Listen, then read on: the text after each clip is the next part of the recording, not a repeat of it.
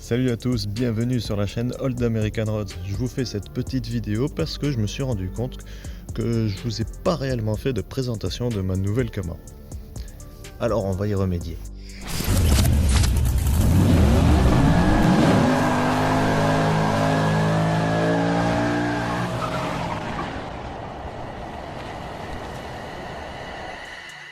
Donc voilà la bête derrière moi. Alors c'est une voiture qui a été importée du Tennessee en 2019. C'est donc une Camaro de 1968. À la base c'est une RS, mais elle a été SSisée. Et elle redeviendra RS dans le temps. J'ai acheté cette bagnole il y a peu, un peu sur un petit coup de cœur. J'avais pas prévu de l'acheter, mais bon ça fait au moins 15 ans que je veux une Camaro 68. Alors de temps en temps, il faut réaliser ses rêves parce que la vie est courte.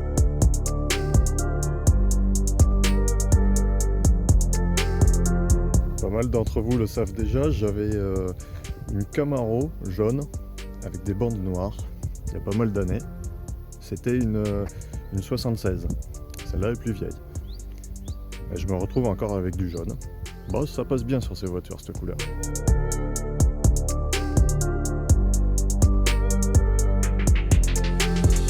J'en profite pour faire cette vidéo aujourd'hui, non seulement parce qu'il fait beau, mais aussi parce qu'il n'y a pas de vent. C'est rare ici, il faut en profiter. Et parce que aussi, j'ai pas encore mis les plaques à l'avant, parce que j'ai pas encore la carte grise française. Ça va venir, ça y est, la NTS s'est bougée, au bout de 2 mois, le dossier est prêt. J'attends juste le bon numéro. Oui, parce que j'ai envie de choisir à peu près mon numéro. Donc cette 68, elle est équipée du moteur 350 cubic inch, 5 litres 7, V8 bien entendu.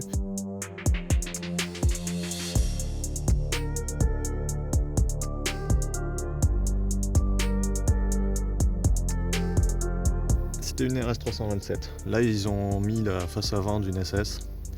À mon avis, elle a eu un choc à l'avant et du coup, ils l'ont modifié en SS pour la même occasion.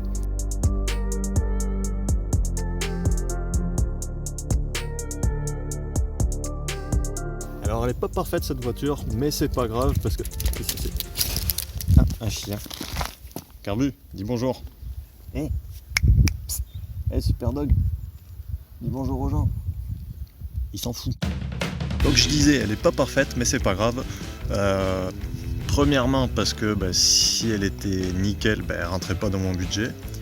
Et aussi parce que si on n'a rien à y faire dessus, c'est pas drôle. Moi j'aime bien bricoler mes bagnoles. Et puis en plus ça fera de quoi faire des vidéos. Vous l'avez sûrement déjà vu. Allez, je vais vous la montrer plus en détail. Vous allez voir, elle est quand même bien cool.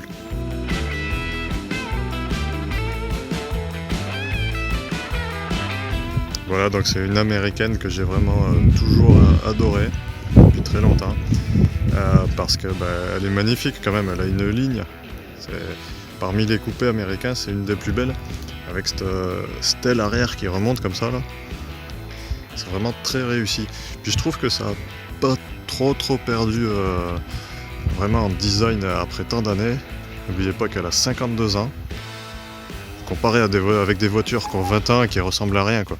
Alors petit détail, pourquoi je vous disais qu'à la base c'est une RS. Regardez, il y a 4 feux rouges et en dessous les feux de recul qui sont blancs.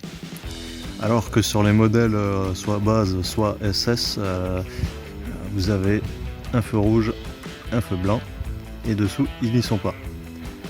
Alors donc c'était une RS quand elle est sortie d'usine. Donc maintenant dans les années à venir elle redeviendra RS, peut-être RSSS. On verra. Qu'est-ce que t'en penses, toi? Et à l'avant, la différence entre les SS et les RS, chut, la différence entre les RS et les SS et les bases, c'est cette face avant. Les RS, vous savez, c'est celles qui ont les feux qui sont cachés avec les trappes qui s'ouvrent comme ça quand vous allumez les phares. Autre détail que j'adore, c'est ce capot avec sa bosse dessus et les fausses aérations. Ouais, c'est pas des vrais entrées d'air qu'il y a dessus, là, c'est bouché derrière, mais ça donne un look vraiment sportif, et ça tu le vois en roulant, c'est bien. On y trouve bien sûr les Rally Wheels qu'on voit souvent, qui ont un super look je trouve. Après je verrai à l'avenir si je trouve un autre jeu de jantes, peut-être juste changer les enjoliveurs, mettre ce qu'on appelle les dog dish, qui ressemblent aux gamelles pour les chiens. Allez, on va aller voir à l'intérieur.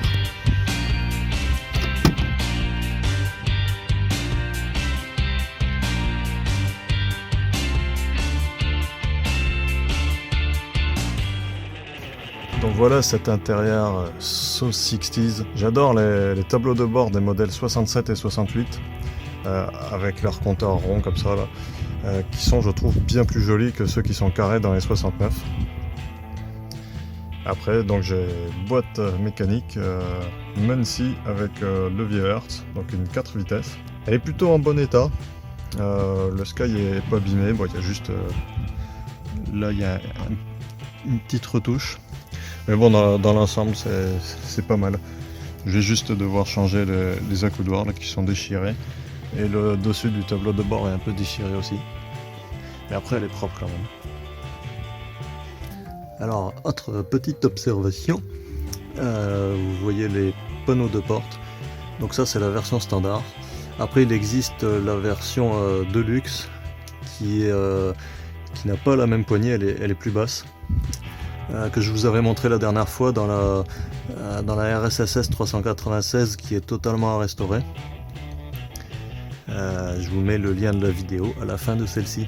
Alors, petit détail, vous avez ici un autoradio qui date des années 80, je pense, qui va gicler un jour ou l'autre pour y mettre un autoradio d'origine, enfin style origine, mais MP3, peut-être Retro Sound ou Custom Auto Sound, je verrai. Et je vais en profiter pour refaire l'installation audio, qui est bien moche, en mettant les haut-parleurs ici. Et voilà la jolie console. Alors voyons voir comment c'est sous le capot. Alors, regardons la belle mécanique pour ceux qui ne l'ont pas encore vu. Donc le 350 cubic inch. Là aussi il y aura quelques modifs. Je vais rajouter un master vac pour les freins. Des petits détails au niveau mécanique. J'aime beaucoup quand même les caches culbus et le filtre à air qu'il y a. Noir avec relevé de rouge, ça donne bien. Ça déjà c'est un bon point. Ça fait ça de moins à modifier.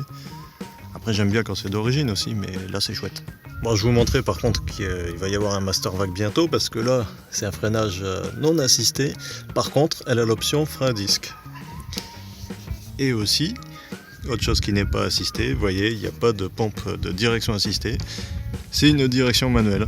C'est un peu sportif pour les créneaux, mais après au niveau routier c'est pas mal. C'est pas mal quand même d'avoir la direction non assistée, parce que on ressent vraiment la route. Quand il y a la direction assistée sur les américaines des années 60-70, c'est vraiment trop assisté. On sent pas grand chose. Alors que là, j'arrive à bien sentir. Surtout que la personne à qui j'ai acheté la voiture a fait une petite modif. Il a changé les amortisseurs, enfin les ressorts, pour mettre des hotchkiss qui sont plus raides, qui sont super bien. Je vous conseille les hotchkiss, ils vont très bien. J'en avais sur la Chevelle aussi. C'est vraiment de la très bonne com. Bon, allez, je vais démarrer le moteur quand même, parce qu'un V8 qui tourne pas, c'est beau, mais c'est moins bien. Vous allez voir qu'il démarre au quart de tour. Hop. Ça c'est la pédale d'embrayage qui couine un peu. J'ai foutu du WD-40, mais apparemment c'était pas là. Ça couine encore. Allez. Contact.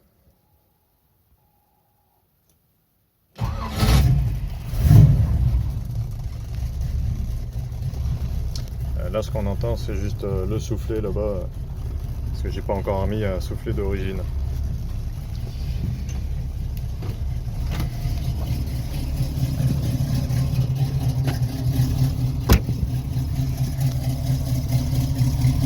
Écoutez un peu ce son. Alors il y a une ligne en inox, elle n'est pas parfaite, il y a quelques retouches que je devrais faire, mais j'adore le son au ralenti, il est vraiment top. La Chevelle c'était un peu un brouhaha, et là en fait celle-là elle a deux lignes séparées, l'autre était en H, du coup le son est meilleur je trouve.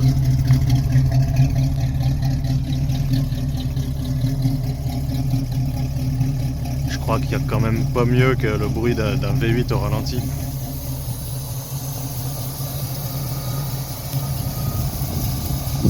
Et il tourne à merveille. 600 tours minute au ralenti, impeccable.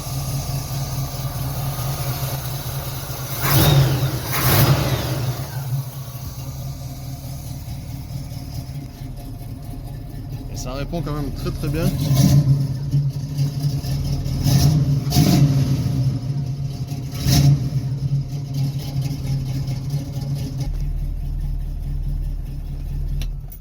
Voilà, bon, à l'intérieur j'ai quelques bricoles à faire, genre ça là, que c'est plus très beau, le chrome se barre.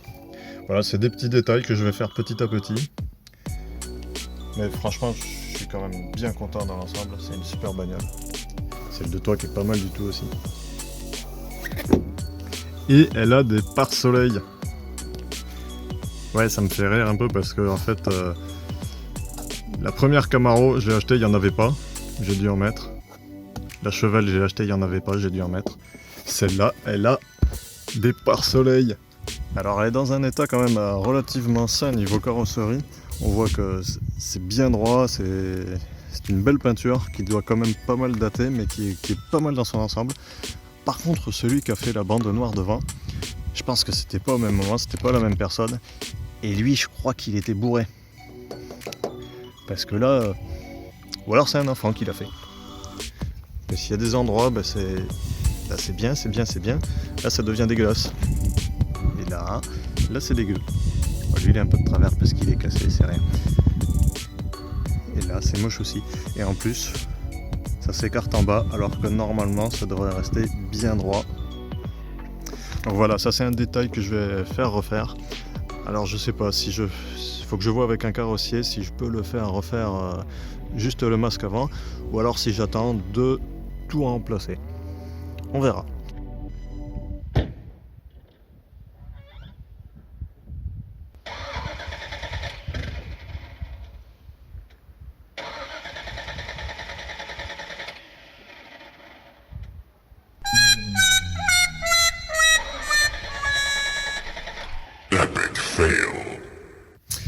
Vous avez dû remarquer sur ma superbe vue de loin où je voulais passer avec la voiture qu'elle voulait plus démarrer.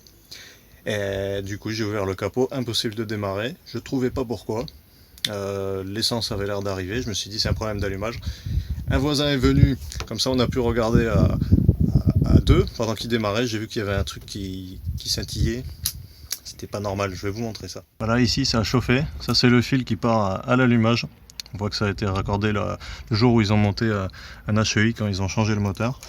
Et la preuve que c'est super important l'électricité. Vous voyez, là ça a chauffé en fait, parce qu'encore une fois ils ont raccordé sans faire de soudure. Putain, c'est saloperie de redneck. Donc je vais raccorder ça pour rentrer jusqu'à chez moi, et après je refais ça au propre. Voilà. Et voilà, je suis rentré chez moi à pied. C'est pas très loin, heureusement je m'étais juste mis pas loin pour faire cette petite vidéo. Pour chercher quelques outils pour faire une réparation de fortune, pour ramener la voiture à la maison, sans risque, en attendant de refaire ça bien. Allez, c'est reparti. J'ai fait une réparation de fortune avec du Chatterton, juste pour pouvoir rentrer à la maison, et après je referai le faisceau beaucoup mieux. Mais là, putain, ça a un coup à cramer la bagnole. Franchement, ça m'énerve ceux qui bossent comme ça.